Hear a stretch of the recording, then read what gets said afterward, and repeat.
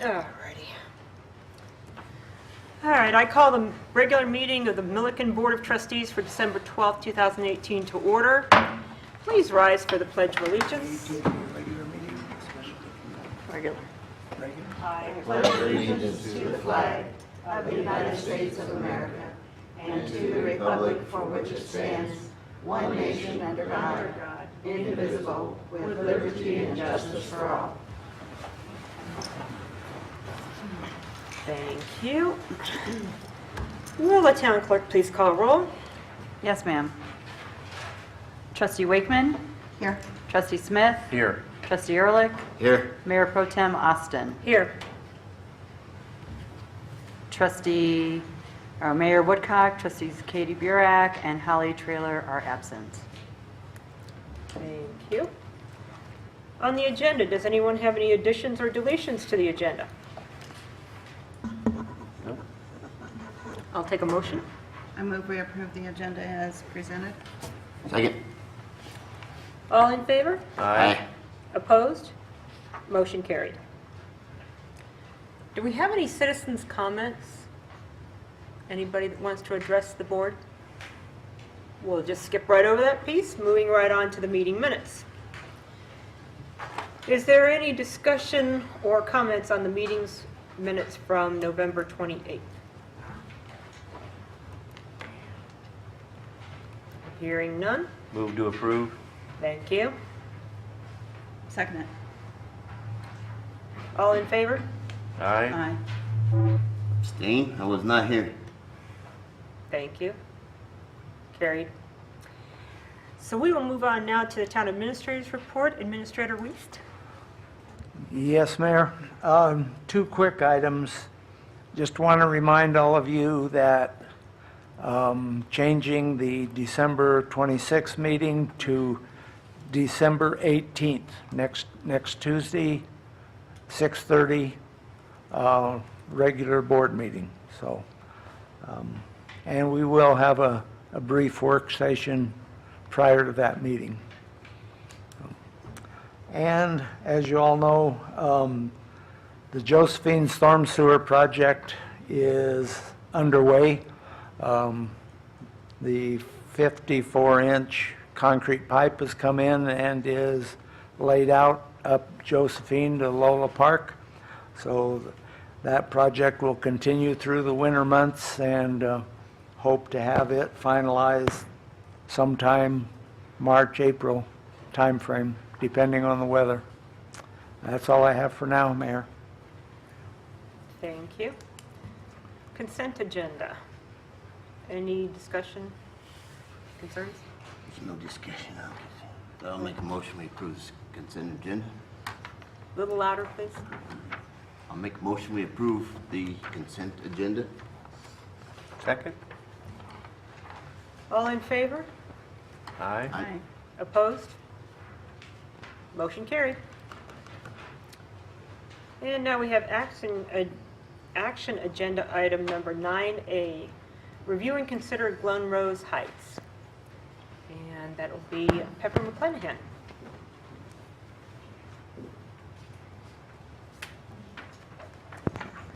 Good evening, Mayor and trustees.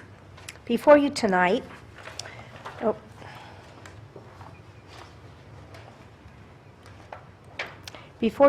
is consideration of a sketch plan. This is just a meeting, it is not a public meeting, for a sketch plan and associated documents for a proposed subdivision of large lots on approximately 68.68 acres, which is east of Highway 257 and south of Weld County Road 52. Per Section 164160, a sketch plan process is a collaborative process from the onset. The purpose of the sketch plan is twofold. First, it provides the town with the opportunity to describe the community's vision to the applicant, and second, it gives the applicant an opportunity to discuss his or her development plans, explain how the plans will further the community's vision, and obtain input and direction from the Planning Commission and the Board of Trustees early in the process. The ultimate goal of this process is to help the applicant develop a plan that fosters the community's vision. The current zoning of the property is agricultural estates. The applicants have indicated an interest to propose a future rezone to R-1E residential, single-family residential estates. The surrounding land uses are to the east, Weld County, which is outside of the municipal limits. To the north is residential, agricultural, which is zoned R1. To the west is the Mill Iron Mill Iron subdivision, which is zoned R1, and the Mad Russian subdivision, which is zoned R-1E. And to the south is agriculture. For background, the applicants submitted a combined sketch plan and preliminary plat, which was reviewed internally by staff and referring agencies and other parties of interest. The applicants subsequently requested a standalone sketch plan be submitted for review and comment by the Planning Commission and the Board of Trustees. We note that the town approved this request to submit a standalone sketch plan, and the applicants did submit a sketch plan that meets the town's criteria, but also caused a bit of confusion due to the similarities between the sketch plan and a preliminary plat. This confusion led to some discussions regarding fire truck and fire district access, which are items that are reviewed and addressed when a preliminary plat is submitted. Those discussions are important to have at the appropriate time pursuant to the procedures set forth in the town code and should not affect the approval or disapproval of the applicant's sketch plan. The Planning Commission met on October 17th and tabled action on the sketch plan pending some additional information. At the November 7th Planning Commission meeting, it was tabled for a second time because the applicant submitted a revised sketch plan that hadn't been reviewed or received by staff prior to the meeting, and subsequently the materials that were prepared for the meeting were based on an old design that had not been sent out to the Planning Commission for review. A sketch plan and preliminary plat are two separate and distinct documents that serve different purposes. The town accepted the applicant's new revision or new version of the sketch plan and has proceeded pursuant to the applicant's request for separate review. The sketch plan has been reviewed according to only the sketch plan criteria in the town's code. Any preliminary plat criteria, as previously discussed, are not applicable to the sketch plan review and will be reviewed and addressed when a preliminary plat is submitted. So for compliance with the community's vision, the sketch plan for the Milliken planning area, the proposed sketch plan and proposed rezoning is consistent with the master plan and the comprehensive plan master framework map. The proposed subdivision would be located near the northern gateway into Milliken along Highway 257, and the property is not in a mapped floodplain. Compatibility with surrounding land uses. The surrounding land uses, as mentioned earlier, are primarily large lot residential and agricultural uses. Water and sewer are available to the area. However, upsizing of lines may be required, and that will be hammered out at the preliminary plat stage. Additional mapped information is needed to review connections to regional trails. However, generally it looks like it may comply depending on what is proposed for their landscape and open space plan. The ecological characterization plan and parks and trails, again, the soils report that was submitted indicates groundwater may need to be addressed at the preliminary plat stage, and the conceptual open space that was proposed is required at 12% and was presented at 11.27 acres. So there may be some additional acreage, or actually, no, it's 12%, which is 8.2 acres, and the plan indicates 11.27. Conceptual plan for landscaping, there may be some waivers that are requested at preliminary plat.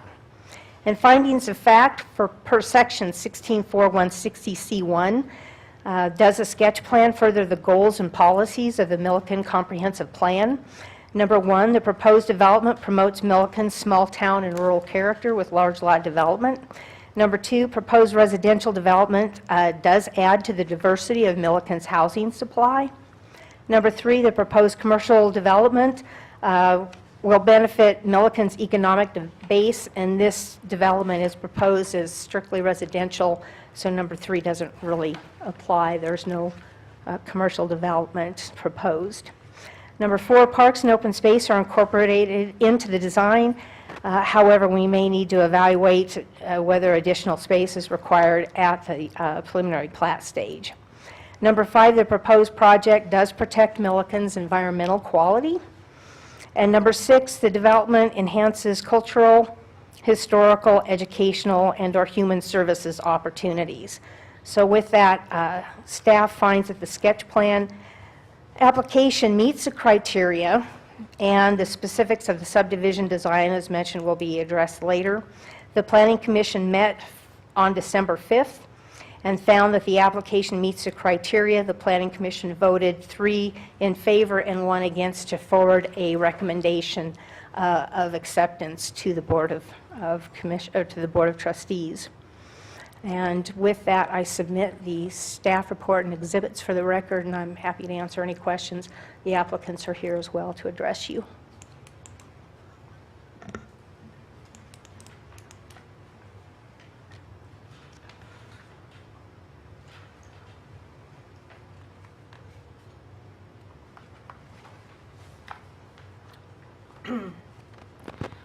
Pepper, do we have any problem with this 6-inch gas line from Anadarko running along the back of the property?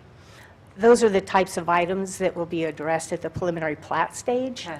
And again, is part of the confusion.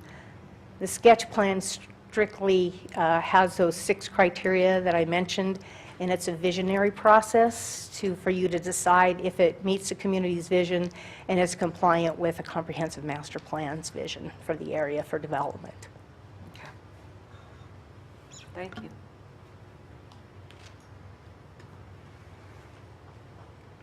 So is it appropriate to ask now of the lot size?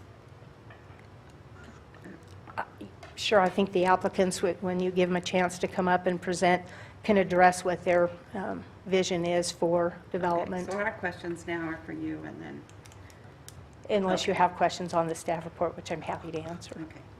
Sorry about that. Oh, no problem.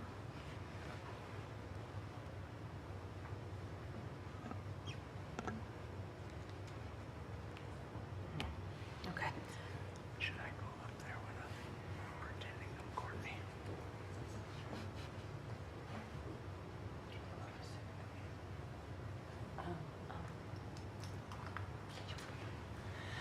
Good evening, Mayor and Council. I'm Mark Butler with Drexel Burrell. I'm the engineer on the project representing Gary Schneider, who's the owner of the property. If we have a PowerPoint, we will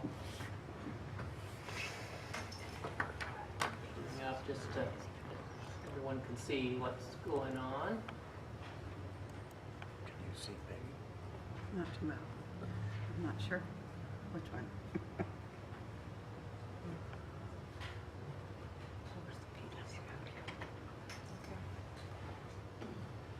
You're in the front row of the movie theater.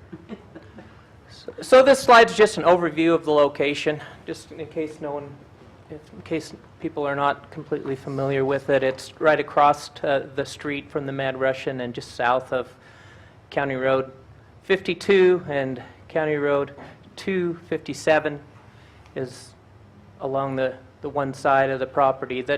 You see the shaded areas on here. The dark shaded area is part of the property but isn't going to be subdivided. You might be familiar, that's where the pumpkin patch is at that Gary runs.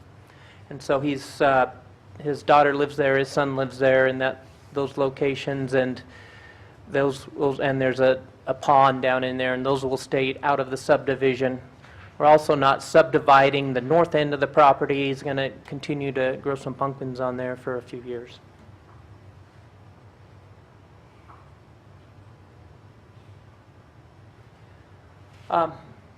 So this is the sketch plan that we're working off of. There's 71 lots in the subdivision. Access will come off of Highway 257. We've done a preliminary traffic study and indicates that we're going to have build a turn lane widening 257 to be able to turn into the property.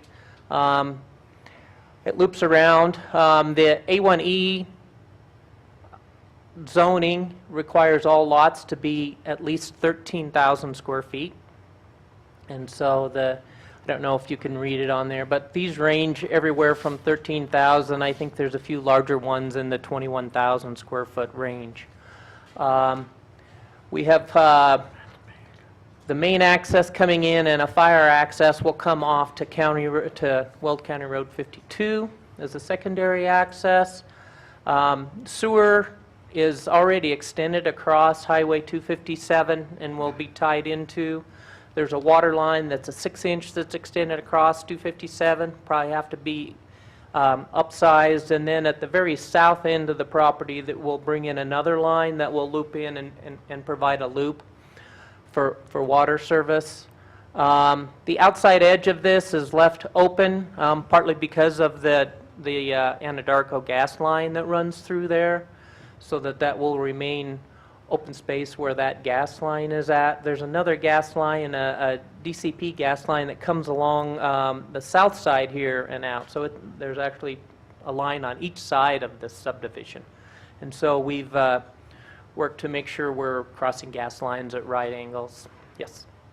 So have you talked to Anadarko about that gas line? The only reason why I have so many questions about the gas lines is Proposition 112 was a very hotly debated topic. So when you see gas lines close to a house, just a little concern there. Do they have any concerns? Well, this is our second submittal. When we submitted sketch plan last year, we actually had the road running across the top of the gas line, and the city was like, oh, we can't do that. And we talked about extending lots across the gas line, and finally resorted saying, we're just not going to do anything. The gas line's going to be in an open space. And so between the gas line easement width and setbacks, the gas line at the closest point could be 30, 40 feet from a building, something like that. 30 or 40 feet. Okay, thank you.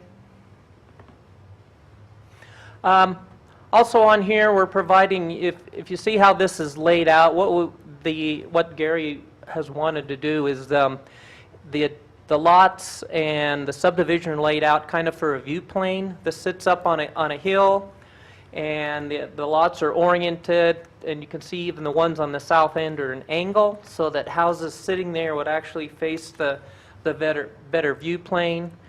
It's also going to be regraded somewhat, and so the houses will sit up high, and the open space will be slightly down lower, so most all the houses around the open spaces will have walkout basements. Some of them on the edges won't be able to do that, but the ones around the center will have walkout basements. And then that space between the lots will be maintained by the HOA and just will be an open common use. We're showing a gravel trail going through there for a walking path. In the smaller loop that's where we've set there to be a public park in that area, to meet the city's requirement for a public park with amenities in it, which we haven't determined exactly what those will be.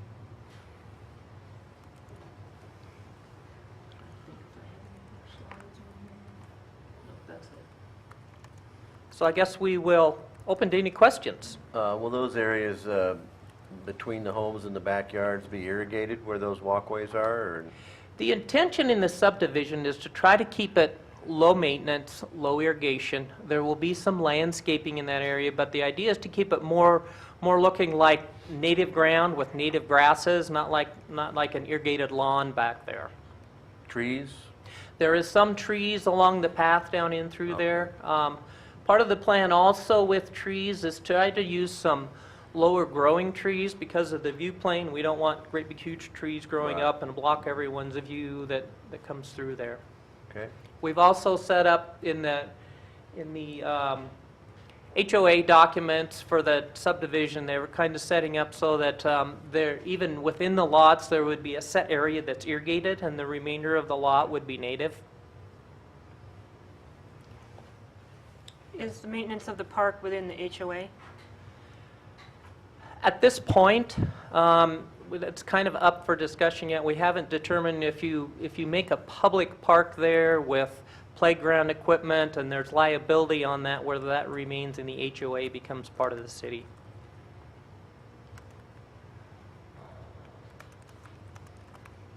about maintenance of the grounds over the gas lines? Is there a plan? Those would be same as the open areas. Those are designated as an outlots, and all the outlots would be maintained by the HOA. I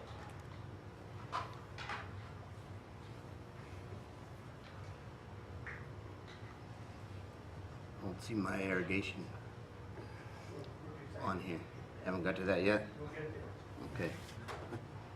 Your irrigation? For the golf course. The golf course. His ditch Across that runs right property. down through there. We had that on the other plan, we didn't want to go do all that until we got this approved. That's why we're doing a little bit different, because we had it all done and then it was all changed. We don't want to go through engineering again and then, you know, not be accepted. So this is kind of a different idea, I guess. As far as irrigation, there's irrigation off of the Greeley-Loveland ditch that's up on that crosses the property on the northeast corner. They're talking about there's a ditch that, there's actually a pipeline that runs across the open field there and comes down and feeds the Mad Russian. And so that pipeline will have to be, probably, it'll get rerouted some, but it'll be continued through the property to feed the Mad Russian. Also, the intent is to run a line from that ditch to provide irrigation water so that the system, the subdivision actually will have raw water irrigation.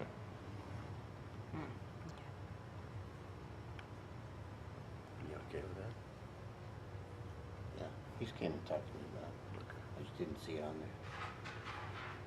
there. I said, you've been down and talked to me about it, I just didn't see it on the map. Well, we didn't put it on there yet because we didn't. Yeah, I understand. Whether we had to change anything.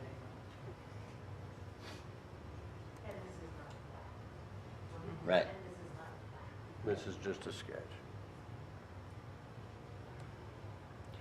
The big thing was the gas lines, that's why we moved it, everything out. Usually there's a 10-foot easement, but we got a 40-foot easement there now,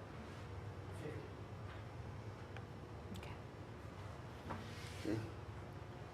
Can you elaborate a little bit more on the angle of the housing? I can't quite picture. Yeah, let me have Jack address that. He's kind of done some research on that. Excuse me. Could we have you come up? Thank you.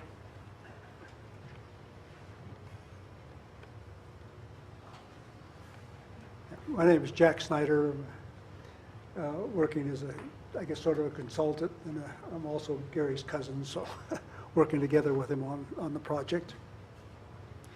And worked on other subdivisions and things. So, but what we try to do is take advantage of the land and some of the features of the land, and rather than lose them in just laying out a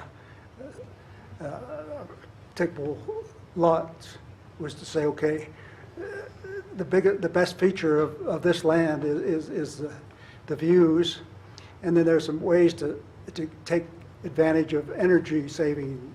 And if you orient your lots in certain directions, you can pick up the sun, and so you can build very energy efficient houses by offsetting your houses.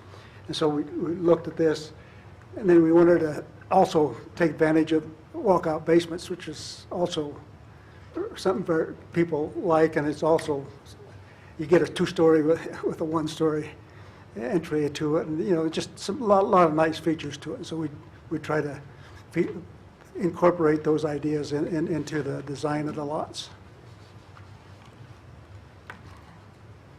So that was the reasoning for the angled lots.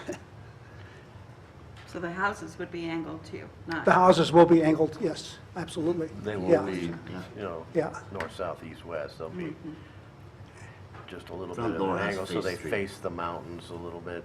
Yeah. Each one will have a view.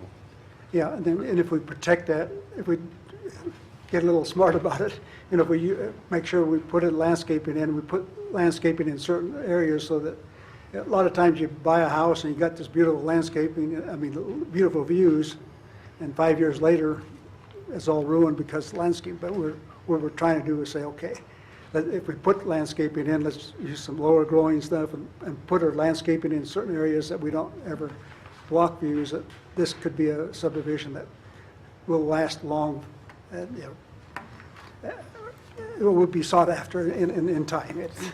It just, if you have better resale value, because the houses are nice, the views are nice, and they're still maintained that way.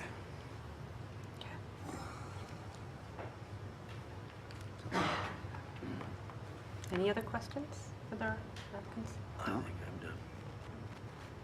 Okay. I think we have asked Okay, all of our very good. questions. I guess I have one more. Oh, wait a minute. Oh, sorry, one more question. Sorry, this is not really a question, but maybe either I'm misinformed or I don't believe Mill Iron is the west boundary of the property, is it? No, it's not. It's to the west of us. I think we got a map that shows the Yeah, location. Mill Iron doesn't border there. But it says that in something I read in preparation for tonight. I believe it was the, This map shows the locations better, the relationship to where we're at compared to the Mad Russian and Mill Iron. I think it was the agenda memo says that it's bordered on the, Yeah, the surrounding land use is not necessarily adjacent land use. okay, all right. The mill iron is to the It's west. giving It's you just there's a the- private property in between. Zoning around it. Right. That's right. Okay. Okay. I just misread it then, assuming it was adjacent properties, and I didn't think Mill Iron It went to doesn't. the corner. I'm done. I'm just showing you what R1 is Okay, west. thanks. Okay. Any other questions? Now we're done. Thank you. Well, yeah, we're looking forward to some comments back from you, whether this is the kind of subdivision you're looking for and would encourage, I guess, too. What your ideas about what you'd like to see there as well. Okay. Thank you. Any other discussion? Any concerns? Okay. We have no other discussion. I'll take a motion on the application. After reviewing the application documents, the Board of Trustees finds the sketch plan application at Glen Earls Heights substantially meets the review criteria for sketch plans as set forth in Section 16-4-160 of the Municipal Code, and approves the sketch plan application provided that this approval does not address or approve any preliminary plat criteria such as fire district, fire truck access, as such criteria will be reviewed and addressed when a revised preliminary plat is submitted. Second. Town clerk, please call for a vote.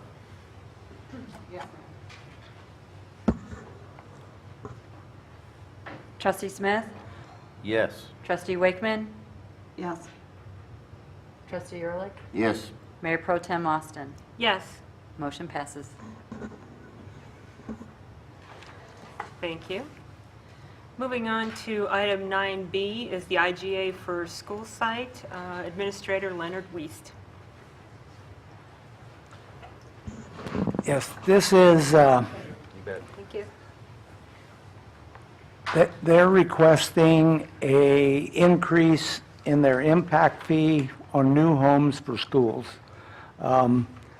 The state statutes have the school district as well as fire districts, impact fees have to be approved by the local governing board, which is you. This impact fee has not been raised since 2004, and it's a minimal increase right now from 700 and something to 900.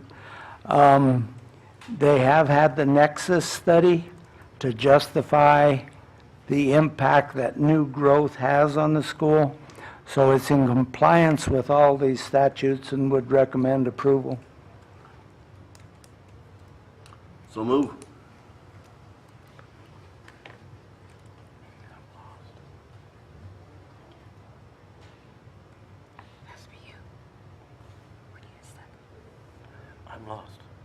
I made the motion to approve. Second.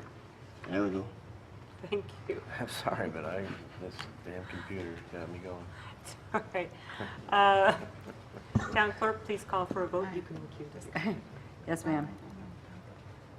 Because there's, Trustee Wakeman? Just recuse. I abstain. Trustee Smith? Yes. Trustee Ehrlich? Yes. Mayor Pro Tem Austin? Yes. So because we Uh, have a quorum of the board, Is that a quorum? That's a majority of the quorum that passes. Okay. yeah. Thank you. We'll help you with your computer in just a minute. Okay, next item is 9C, is our mill levy resolution 18-38. Again, Town Administrator Leonard Weist. I'm back there, I'm back. Yes. Mrs. Diller couldn't be here tonight. Her daughter had a school program, so she asked that I present these next two items to you. This first one is setting the mill levy, the property tax rate for 2019 has to be sent to the county via resolution that hopefully you will adopt by December 15th. We are proposing a total mill levy of 31.119. 2.496 mills is going for voter-approved debt on this building. The difference of 28.623 mills is for the operations going into the general fund of the town. This was a pretty flat year as far as assessed valuation went. Didn't change much at all. I think the residential went up about $6 million, but some of the others came down about $6 million. So our assessed valuation stayed very flat. This coming year will be a reassessment year. Every 2 years they reassess all the property. And so kind of anticipating that for your next year's budget, the assessed valuation will probably go up a little bit. But we're proposing establishing the total mill levy of 31.119 mills. Just one more point for your information. The assessed value in Milliken is $72,953,200, which I said earlier is about consistent, the same as it was the previous year. That means that each mill generates $72,953. So we get $720,000 more in assessed valuation. That's equivalent to 10 mills at some point in the future. So, any questions on the mill levy? How does this compare to last year's Um, mills? Last year, because we were limited by the 5.5% statutory increase, and it was a reassessment year, we were actually a little bit lower. They do allow you to hold that mill levy in abeyance, so you can go back to it on years like this when you don't get the 5.5%. So I think last year was 29 something. I don't have that with me, I'm sorry.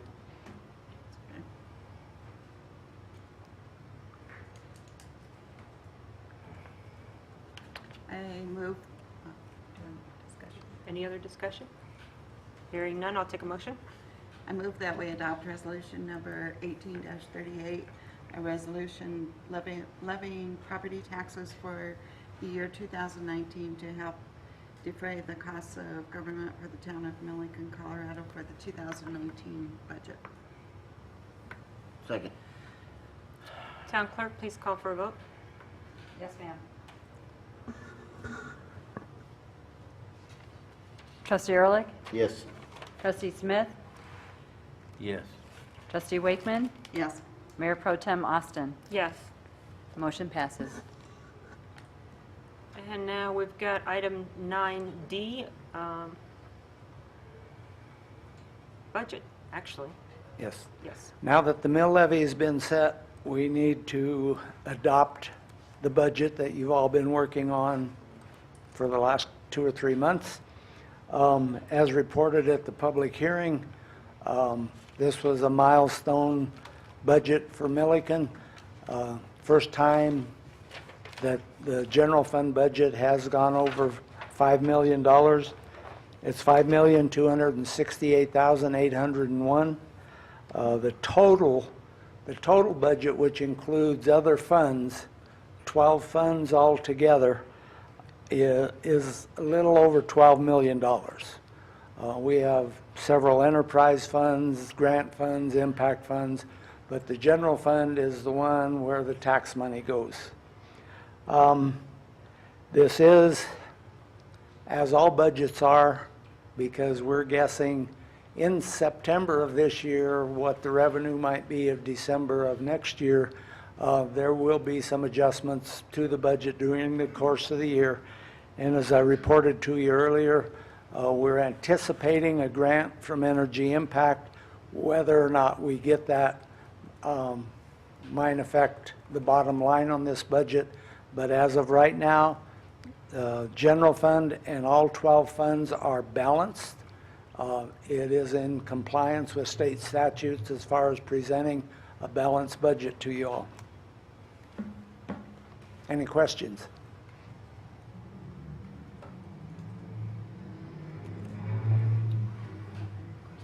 No? No? I think you've answered those all previously. Yeah, we've looked so- all through it. Okay. If there's no discussion, I'll take a motion. Make a motion, we adopt resolution 18-39. Consideration approval of the 2019 budget for the town of Milliken, Colorado, Weld County. Second. It's your choice, Cheryl. Either one. Not many choices tonight. Well, I only heard Peggy, so Okay. sorry. Town clerk, please call for a vote. Yes, ma'am. Trustee Wakeman, Yes. Trustee Smith, Yes. Trustee Ehrlich, Yes. Mayor Pro Tem Austin. Yes. Motion passes. Is there any other business to come before the board tonight? Any other announcements? Questions, concerns, or comments? I would just like to thank the Milliken Events Committee for the Festival of Lights. Is that what we call it? Yes. It was a very nice evening and very well done. Thank you. Thank you very much. I will accept that on behalf of my team, who worked very hard. Any other comments? All right, hearing none, the time is 7:09, and we will adjourn. Good night, everyone.